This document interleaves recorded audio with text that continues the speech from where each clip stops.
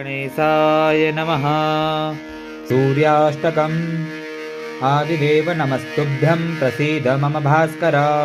दिवाकर नमस्तुभ्यं प्रभाकर नमोऽस्तु ते। सप्तास्वरथमारूढं प्रचण्डं कश्यपात्मजं श्वेतपद्मधरं देवं तं सूर्यं प्रणमाम्यहम्। लोहितं रथमारूढं सर्वलोकपितामहं महापापहरं देवं तं सूर्यं प्रणमाम्यहम्।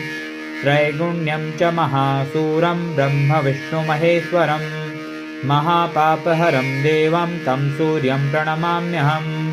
बृंहितं तेजः पुञ्जं च वायुम् आकाशमेव च प्रभुं च सर्वलोकानां तं सूर्यं प्रणमाम्यहम्।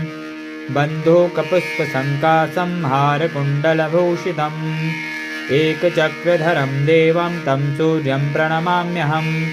तं सूर्यं जगत्कर्तारं महातेजः प्रदीपनं महापापहरं देवं तं सूर्यं प्रणमाम्यहम्। तं सूर्यं जगतां नाथं ज्ञानविज्ञानमोक्षदं महापापहरं देवं तं सूर्यं प्रणमाम्यहम्। सूर्याष्टकम्।